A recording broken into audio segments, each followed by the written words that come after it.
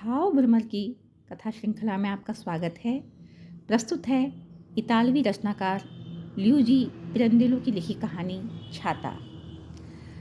Little बोच बोलती हुई नन्ही मिमी उछलते कूदते अपनी माँ के साथ चली जा रही थी। छाते के नीचे माँ ने उसका हाथ कसकर थाम रखा था। बड़ी बहन दिनुशिया फटा सा छाता लिए ऐसे गंभीर होकर चल रही थी मानो बहुत बड़ी हो। नया छाता खरीदते ही पुराने छाते को नौकरानी को देना था। नन्ही मिमी उत्साह में तोतली आवाज में बोलती जा रही थी, 2 अम्ब्रेला, 2 रेनकोट, 4 लिटिल बोच। हाँ हाँ, और भी बहुत कुछ लेंगे, पर तुम जरा जल्दी तो चलो। माँ के स्वर में अधीरता थी। तेज तेज चलती माँ सोचने लगी, अच्छा होता अगर मौसम बदलते ही नहीं, फिर ये सर्दी का मौसम तो आना ही नहीं चाहिए। बेमतलब का खर्च हो जाता है। हर साल स्कूल के लिए नई किताबें चाहिए, बच्चों को सर्दी बारिश से बचाने के लिए नए कपड़े चाहिए। बेचारी बच्चियाँ, कितनी जल्दी इनके सिर से पिता का साया उठ गया। छोटी ने तो पापा कहना भी नहीं सीखा था। इन तमाम सालों में सुख सुविधा की आदत सी पड़ गई थी। पति ने जो मामूली पेंशन छोड़ी है, खींचतान करने पर भी उसमें गुजारा संभव नहीं। मिमी का भी किंडरगार्टन में दाखिला हो गया था। उसकी पढ़ाई पर हर महीने 6 लीरा ज़्यादा खर्च होंगे। दिनुषा को प्राइवेट स्कूल से हटाना ठीक नहीं था, पर परेशानी ये थी कि स्कूल में सारे बच्चे खाते पीते परिवारों से आते थे। पति 20 साल बड़ा था। उसकी अचानक मौत से 2 छोटे छोटे बच्चों की परवरिश का बोझ उसके कंधों पर आ गया। उसने दोबारा पढ़ाई पूरी की, डिप्लोमा किया, पति की जान पहचान का फ़ायदा उठाकर सेकेंडरी स्कूल में नौकरी की, पर गुजारा कठिन था। उसने कभी अपने साज श्रृंगार पर ध्यान नहीं दिया। हर सुबह जैसे तैसे कंघी कर एक पुरानी हैट सिर पर रखकर स्कूल के लिए निकल पड़ती। चाहती तो दोबारा विवाह कर सकती थी, 2 प्रस्ताव आए भी थे। आज भी जब इस बरसात में बच्चों के साथ चली जा रही है, तो क्यों आखिर लोग उसे मुड़कर देख रहे हैं। वह दिनुशिया और मिमी को नया पिता देने की बात सोचे भी तो इसमें बुराई क्या है। वैसे प्रशंसा भरी व ललचाई सी नजरें उसे खिन्न करती हैं, लेकिन कहीं भीतर रोमांचित भी करती हैं। इनसे उसे सांसारिक सुखों का त्याग महान कार्य लगता। ये एहसास बच्चों के लिए किए जाने वाले त्याग को सुंदर बनाता। उसका सुख उस कंजूस के सुख जैसा था, जिसे स्वयं पर थोपी गई तंगी परेशान नहीं करती, क्योंकि वो जानता है कि वो जब चाहे सब पा सकता है। पर यदि कंजूस द्वारा जमा किए सोने का मूल पल भर में कोई कौड़ी बराबर के हो जाए तो कभी कभी वो बेवजह मन ही मन मानती कि वो नाखुश है, और फिर कोई छोटी सी बात ही बहुत होती उसे भड़काने के लिए। गुस्से का निशाना होती दिनुशिया। बच्ची के पीले चेहरे पर व्यग्र और कुछ खोजती निगाहों से वह उबल पड़ती। उसे इन विषादग्रस्त आंखों में उलाहना सा नजर आता। बेवकूफ़, वो बच्ची को घुड़क देती। पर क्या नन्ही बच्ची उसकी चिड़चिड़ाहट को समझ सकती थी तब, जबकि माँ ही इस बात को समझ ना पाती हो। बच्ची के साथ कठोरता से पेश आने और उसे रुलाने पर उसे जो पछतावा होता, उससे उबरने के लिए वो परेशानियों की आड़ लेती। सौभाग्य से मिमी अपनी मोहक अदाओं से उसे शांत कर देती। अपने नन्हे से सिर के काले घुंघराले बालों को हिलाते हुए पूछती, तुम्हें पसंद है? वो ठीक से न कह पाती, क्या मैं तुम्हें पसंद हूँ? यह देख माँ बच्ची को छाती से लगाकर रो पड़ती थी। जल्दी वह दिनुशा को भी बुलाती और उसे भी बाहों में लपेट लेती।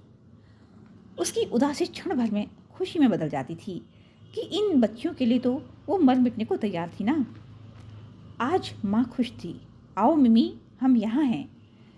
नन्ही मिमी दुकान के अंदर लगे शीशे से विस्फारित नेत्रों से भीतर की चमक दमक देख रही थी। माँ ने उसे खींचा, पर उसने तो रट ही लगा दी, पोर्ट्स लिटिल बोच। हाँ हाँ, जरा चुप हो जाओ। माँ ने दुकानदार को पास आते देख इशारा किया। मुझे इन बच्चों के लिए रबड़ के जूते दिखाएं, ओवर शूज। दुकानदार ने रोखे अंदाज में सही शब्द बताया, मानो त्योरियां चढ़ाकर शान दिखा रहा हो। पहले मैं। मिमी कुर्सी पर खड़ी होकर पैर नचाने लगी। माँ ने आंखें तरेर कर उसे देखा। दिनुशिया ने तत्काल यह बदलाव भांपा। उसकी उदास आंखों में जैसे वही सवाल उमड़ पड़ा, जिसे देख माँ बेचैन हो पड़ती थी। दुकानदार ने जैसे एक जूता पहनाया, मिनी चलने को बेताब हो गई। उसमें दूसरा जूता पहनने का सब्र भी नहीं था। मिमी, चुपचाप बैठो, नहीं तो हम घर लौट जाएंगे। ये जूता बड़ा है तुम्हारे लिए। दुकानदार छोटे साइज का जूता लाने से पहले बड़ा जूता बड़ी बच्ची को पहना कर देखना चाहता था, लेकिन दिनुषा ने मना कर दिया। बेवकूफ़। माँ उसे कुर्सी पर बिठाकर जूता पहनाने लगी। 40 लीरा। दाम सुनते ही दिनुषा का चेहरा मुरझा गया। मैडम, ये अमेरिकी कंपनी के हैं, दुकानदार ने चतुराई से कहा। माँ ने मोल भाव करने की कोशिश की। मुझे कई और चीज़ें भी खरीदनी हैं, क्या थोड़ा सा डिस्काउंट नहीं देंगे? दुकानदार ने यह कहते हुए मना कर दिया कि उसका दाम वाजिब है, लेना है तो लीजिए वरना रहने दीजिए। मिमी के पैरों में जूता पहनना अब आसान न था और नहीं उतरवाना। असमंजस में घिरकर उसने कहा, अच्छा मुझे रेनकोट दिखाएं। वह मिमी के पैरों से जूते उतारने की कोशिश कर रही थी। तुम्हारे लिए क्या ये जूते बड़े नहीं? नहीं, ये सुंदर हैं, कहते हुए मिमी भागने लगी। माँ ने पर्स में रखे 135 लीरे का हिसाब लगाया। एक रेनकोट का दाम 40 लीरा, 2 के 80, जूते भी 40 लीरे के, तो बचे 15 लीरे। इतने में तो 2 छाते ही क्या आएंगे?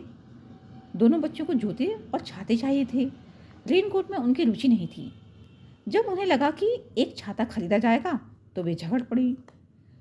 दिनुषा का तर्क था कि वह बड़ी है तो छाता उसे मिलना चाहिए। माँ ने उन्हें शांत करते हुए कहा कि दोनों एक छाते में स्कूल जा सकती हैं। मिमी ने झट से कहा, पर छाता मैं उठाऊंगी। नहीं, मैं, दिनुषा ने कहा। माँ ने उन्हें समझाने की कोशिश की, दोनों बारी बारी से उठा लेना। अब वे घर लौट रहे हैं। बच्चे दुख में डूबे छाते के बारे में सोच रहे थे। दिनुषा सोच रही थी कि न केवल मिमी बल्कि माँ भी बुरी है। मिमी को अपनी छाता में संभाल कर चल रही है और उसे सड़ा हुआ पुराना छाता दे दिया जिसमें से पानी टपक रहा है। गुस्से और अपमान में दुकान के बाहर आने के बाद माँ भी एक भयानक विचार को दिमाग से निकालने की कोशिश में लगी थी। जीवन की कठोर सच्चाई झेलते हुए कई बार उसके मन में आया था कि काश दिनुषा न होती, उसका जन्म ही न हुआ होता, केवल मिमी होती तो शायद वो दोबारा विवाह कर लेती। मिमी तो नए पिता के दिल में जगह बना लेती, लेकिन दिनुषा, वो कल्पना कर सकती है कि उसकी आंखें सौतेले पिता को देखते ही विषाद से भर उठेंगी। नहीं, ऐसी बच्ची के रहते वो दोबारा विवाह ही नहीं कर सकती। उसने दिनुषा पर नज़र डाली और हमेशा की तरह उसके प्रति पश्चाताप और प्रेम से भर उठी। वो कितनी एकाग्र होकर यह साबित करते हुए चल रही थी कि वह अच्छी तरह छाता उठा सकती है। यह देख माँ मुस्कुरा उठी। बेचारी मेरी बेटी, उसे नया छाता मिल जाए तो वो कितनी खुश हो जाएगी। पर मिमी हमेशा अपनी जिद पूरी करती है। उसने नया छाता दिनुषा को पकड़ाया, पर बच्ची ने अधिक खुशी जाहिर न कर कृतज्ञ मुस्कुराहट से माँ को देखा। माँ को इतने भर से संतोष न हुआ। माँ मिमी को समझाने लगी, अच्छे बच्चों की तरह तुम मेरे छाते में चलो। दिनुषा को अपना छाता उठाने दो, वरना उसका पुराना छाता देख लोग यही कहेंगे कि बेचारी कितनी गरीब है, जरूर किसी की नौकरानी होगी। क्या तुम्हें अपनी बहन के बारे में सुनने में अच्छा लगेगा? मिमी ने कोई जवाब नहीं दिया। वो सोच रही थी कि एक बार छाता उसके कब्जे में आ जाए, बस। घर पहुंचते ही सचमुच उसने छाता देने से इनकार कर दिया। दीदी ने पूरे रास्ते में छाता उठाया। अब तो उसे मैं रखूंगी। दोनों बहनें में लड़ाई शुरू हो गई। खींचतान में छाता जमीन पर गिर पड़ा। मिमी चिल्लाई तो माँ दौड़ी हुई आई और छाता उसे दे दिया गया। दिनुषा को सजा मिली और वो बिना खाए पिए सो गई। बाद में माँ देखने गई तो पाया कि वो अलमारी के पास जमीन पर ही सिकुड़ कर गहरी नींद में सो रही है। उसे तेज बुखार था। हे ईश्वर, नहीं नहीं नहीं। अपनी बाहों में उसे उठाते हुए माँ खतरे की आशंका से चीख पड़ी, मेरी प्यारी दिनुषा। माँ ने उसके गीले कपड़े उतारे और बिस्तर पर लेटा दिया। उस बार लगातार 6 दिन तक बिना रुके पानी बरसता रहा था। मिमी सुबह उठी तो उसे छाते का ख्याल आया। जब उसने देखा बरसात हो रही है तो वह खुशी से उछल पड़ी। अब वह लिटिल बोच रेनकोट के छाता लेकर जा सकती है। नहीं, आज वो स्कूल नहीं जाएगी। दिनुषा बीमार है। वो माँ से कहना चाहती थी कि उसे नौकरानी के साथ स्कूल भेज दें, पर माँ रो रही थी। उसने मिमी की ओर ध्यान ही नहीं दिया। वो नौकरानी से पूछने रसोई घर में गई तो देखा कि वो भी जल्दी से डॉक्टर को बुलाने भाग रही थी। मिमी कुछ देर खिड़की से सुंदर बरसात को निहारती रही। फिर उसने कांच से झांकते हुए नए जूते और रेनकोट पहने, सिर पर टोपी पहनी और छाता खोल लिया। खुद को आईने में देखकर मुग्ध हो निहारती रही। ऐसा उसने 5 दिन तक लगातार किया। वो रोज छाता ऐसी जगह छिपाती जो केवल उसी को पता थी। छठे दिन शाम को नौकरानी मिमी को पड़ोस के घर में ले गई, जहां उसकी माँ की 2 सहेलियां रहती थीं। पिछले दिनों वे उसके घर आती जाती रही थीं, पर मिमी अपने कीमती खजाने में ऐसी खोई थी कि उसका इस सब पर ध्यान ही नहीं था। उस रात उसने वहीं खाना खाया और खेलती रही। सुबह देर से आँख खुली तो देखा दरवाज़ा खुला था। बाहर बिजली की कड़कड़ाहट से वो डर गई। उसने अपने घर का दरवाज़ा भी खुला हुआ देखा। घर में घुसते ही वो माँ माँ चिल्लाती हुई सीधे सोने के कमरे में गई। वहाँ बैठी एक बूढ़ी औरत उसे देखकर दरवाजे पर आई। प्यारी बच्ची, देखो माँ वहाँ हैं। जैसे ही उसकी नज़र बहन के पीले चेहरे पर पड़ी, वो चीख पड़ी, दीदी। बेटी, भगवान उसे अपने पास बुला रहा है, बूढ़ी औरत ने कहा। कहाँ? स्वर्ग में। मिमी बिना कुछ बोले चली गई। अंधेरे बरामदे में वो परेशान सी कुछ देर खड़ी रही। बिजली की गड़गड़ाहट के साथ खिड़की पल भर के लिए चमक उठी। बाहर तूफानी बौछार थी। मिमी तेजी से बरामदे से भागती हुई अपने कमरे की ओर गई। क्षण भर बाद दिनुषा की बगल में बैठी स्त्रियों ने देखा मिमी नन्हे हाथों में छाता दबाए आ रही है। वह तुतलाकर बोली, ये लो नया अम्ब्रेला दीदी के लिए, ऊपर भगवान के यहाँ बारिश हो रही है ना।